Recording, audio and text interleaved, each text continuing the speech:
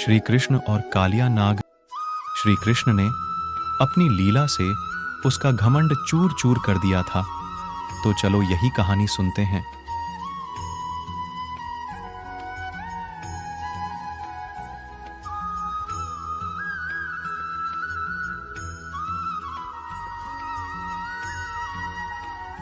यह बात तब की है जब यशोदा के लल्ला कन्हैया गोकुल में रहा। अब यमुना नदी के पानी और उसमें रहने वाले कालिया नाग के बारे में सभी को मालूम था।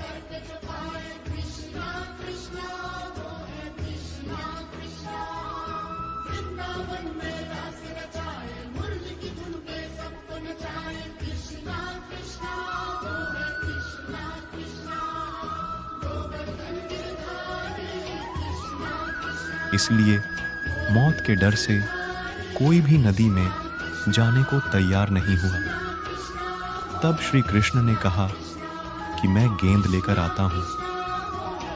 सभी बच्चों ने उन्हें नदी में जाने से रोका, लेकिन वह नहीं माने और नदी में छलांग लगा दी।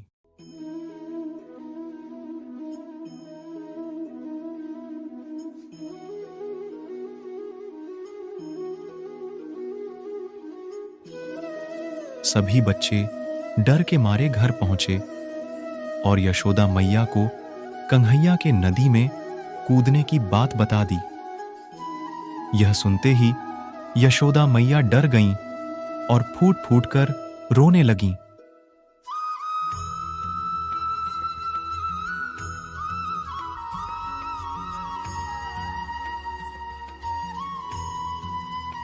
यह बात धीरे धीरे पूरे गोकुल में जंगल की आग की तरह फैल गई।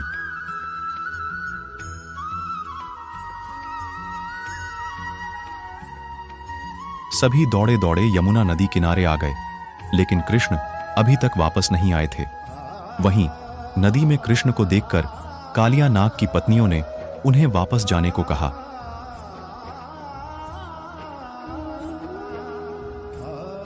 लेकिन कृष्ण नहीं माने और तभी कालिया नाग जाग गया।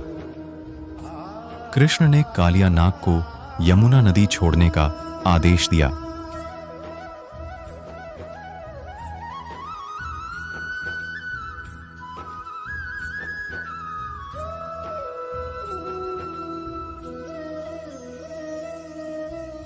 और कृष्ण को मारने के इरादे से उन पर हमला कर दिया।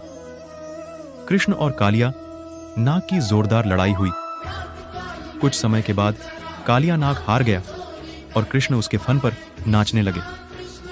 कालिया नाग थकने के बाद कृष्ण से अपने प्राण बचाने के लिए प्रार्थना करने लगा।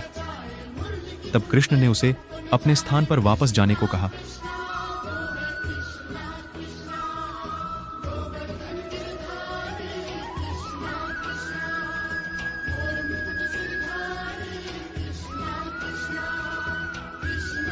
कालिया ने कहा कि वहां पर गरुड़ मुझे मार डालेगा, मैं वहां कैसे जाऊं?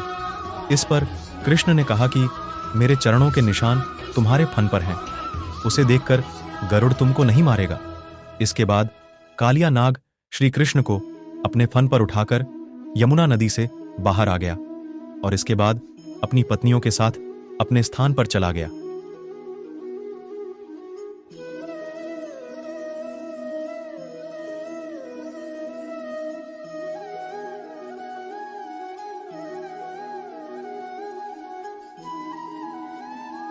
कृष्ण को सही सलामत वापस पाकर सभी बहुत खुश हुए और गोकुल में उत्सव मनाया गया।